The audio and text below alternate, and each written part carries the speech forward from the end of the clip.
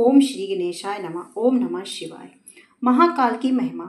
सूत जी बोले, हे ऋषिगणों, अब आप महाकालेश्वर भगवान शिव की महिमा को सुनिए, जो बहुत ही अद्भुत है। उज्जैन नगरी में चंद्रसेन नाम के एक राजा के राज्य था। उस चंद्रसेन राजा की मणिभद्र के साथ गहरी मित्रता थी। मणिभद्र भगवान शंकर के मुख्य सेवक थे। एक बार मणिभद्र राजा चंद्रसेन पर प्रसन्न हो गए। उन्होंने राजा को अति कौतुंब मणि प्रदान करने की, जो सूर्य के समान प्रकाशित हो रही थी। राजा के कौस्तुंभ मणि को अपने गले में धारण कर ली। राजा सूर्य के समान चमकने लगे। उस मणि को देखकर अन्य देशों के राजा उनसे ईर्ष्या भाव रखने लगे तथा उसे प्राप्त करने का प्रयत्न करने लगे। राजा के इस मणि को अन्य राजाओं ने मांगी थी, परंतु राजा ने देने से इनकार कर दिया तथा उन्हें फटकार भी लगाई। इस पर कुछ राज्य उससे नाराज भी हो गए। इस पर राजा ने युद्ध की तैयारी शुरू कर दी। अन्य राजा अपनी सेना लेकर युद्ध करने को आए। ये देखकर राजा चंद्रसेन ने महाकालेश्वर महादेव की शरण ली। उसी समय वहां गोपी आई। उसकी गोद में 5 वर्ष की आयु का एक बालक था। गोपी विधवा थी। गोपी और बालक वहां बैठकर राजा चंद्रसेन का शिव पूजन देखने लगे। पूजन को देखकर वे गोपी अपने बालक को लेकर चली गई। घर आने पर बालक के मन में इच्छा जागृत हुई कि मैं भी राजा का तरह शिव जी का पूजन करूं। ये सोचकर बालक कहीं एक पत्थर का टुकड़ा लाया और धूप दीप नैवेद्य आदि का मन में ही मन ध्यान करके पूजन करने लगा। इतने में उसकी माता गोपी ने उसे भोजन के लिए पुकारा, परंतु बालक ने शिव पूजन में मगन था। माता की इस बात को ज्ञान नहीं दिया उसका बेटा क्या कर रहा है। बालक शिव पूजन में इतना लीन था कि उसकी माता ने आवाज को सुना ही नहीं। इस पर माता स्वयं बालक को बुलाने आई तो उसने देखा कि बालक आंखें बंद किए है, आसन लगाकर बैठा है।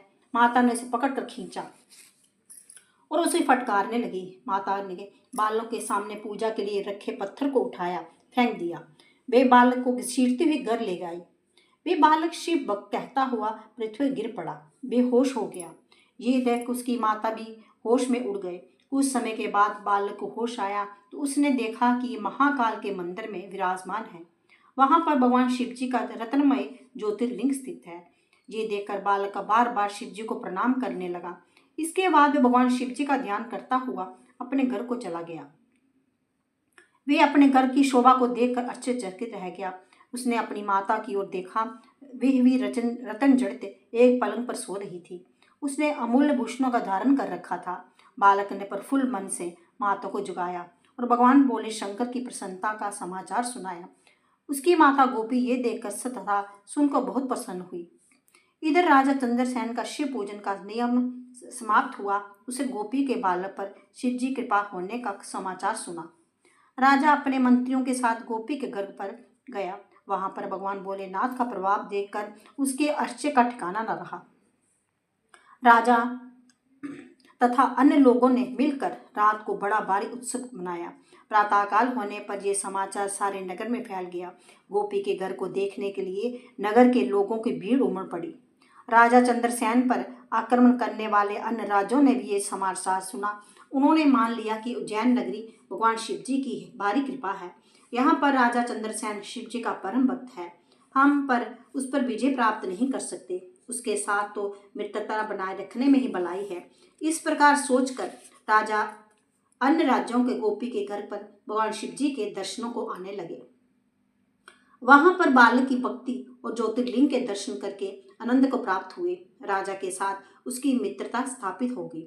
इसके बाद प्रत्यक्ष रूप से हनुमान जी प्रकट हुए। उनके दर्शन करके समस्त राजा परम प्रसन्न हुए और अपने को बड़ा भाग्यशाली समझने लगे। प्रेम पूर्वक सभी ने हनुमान जी का पूजन किया। हनुमान जी ने गोपी के बालक को गोद में उठाकर गले से लगा लिया। इसके बाद हनुमान जी सभी राजाओं तथा वहां एकत्र मनुष्यों से बोले, सभी इस चराचर जगत के कल्याणकर्ता भगवान शिव हैं। इस गोपी के बेटे ने राजा चंद्रसेन का शिव पूजन करते देखा था। उसी तरह इससे भी भगवान शिव जी की पूजा की। इसका परिणाम ये हुआ, इसका कल्याण हो गया। जो सब कुछ हमारे सम्मुख है, ये बालक मोक्ष को प्राप्त हो करेगा। इसके वंश में 28वीं पीढ़ी में एक महान पुरुष उत्पन्न होगा जिसका नाम नंद होगा। उनके घर पर श्री कृष्ण पुत्र रूप में उत्पन्न होंगे। समय श्रीकट के नाम से प्रसिद्धि होगी। इतना कहकर हनुमान जी अंतर्ध्यान हो गए। राजा चंद्रसेन ने आगंतुक सभी राजाओं को स्वागत सत्कार किया। इसके बाद सभी राजा अपनी अपनी राजधानियों को प्रस्थान कर गए। राजा चंद्रसेन और श्रीकट विधि पूर्वक भगवान शंकर की आराधना की।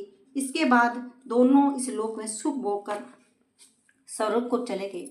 उन्हें दुर्लभ मोक्ष की प्राप्ति हुई। ये शिव कृपा का बहुत सुंदर उदाहरण है। इससे श्रवण करके मात्र से सभी इस प्रकार के कष्ट दूर हो जाते हैं तथा उन पर भगवान शंकर की सदैव कृपा रहती है। ओंकारेश्वर महिमा। सूत जी ने कहा, हे मुनियों, अब आप शिव जी के ओंकारेश्वर ज्योतिर्लिंग का महात्म सुनिए। प्राचीन समय की बात है कि नारद मुनि ने गोकर्ण में शिव जी की कृपा की। इसके पश्चात वे विंध्याचल पर्वत पर गए। विंध्याचल ने नारद जी की बलि प्रकार आदर सत्कार किया। विंध्याचल पर गर्व हावी हो गया। वे नारद जी के सम्मुख बैठ गया। नारद जी ने उससे कहा, इसमें कोई दो राय नहीं कि तुम सर्वश्रेष्ठ हो। तुम्हारे में ही सब पर्वत विद्यमान हैं, परंतु सुमेरु पर्वत नहीं है। सुमेरु पर्वत सब पर्वतों में श्रेष्ठ है। तुम सर्वगुण संपन्न होते हुए भी उसके आगे छोटे हो।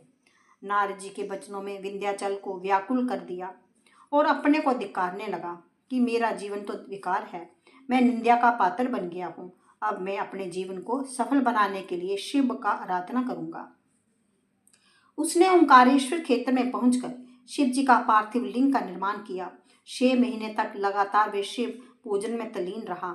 उसकी तपस्या से भगवान शंकर प्रसन्न होकर उसके सम्मुख उपस्थित होकर बोले, मैं तुम पर प्रसन्न हूँ, तुम अपनी इच्छा अनुसार वर मांग सकते हो।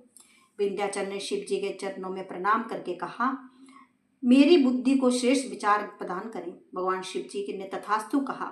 इसके बाद सभी ऋषि मुनियों ने शिव जी को में वहीं रहने की प्रार्थना की। भगवान शंकर संसार के कल्याण के लिए वहीं विराजमान हो गए। शिव जी वहां पर ओंकारेश्वर और परमेश्वर के नाम से विराज रहे, परंतु दोनों का एक ही रूप है, उनमें से कोई अंतर नहीं। उनके दोनों ही रूप स्वर्ग और मोक्ष प्रदान करने वाले हैं। इस पर विंध्याचल ने मन चाहा वर पाकर उसके चरणों में प्रणाम किया। शिव जी अपने भक्तों पर अनुग्रह करते हुए अंतर्ध्यान हो गए।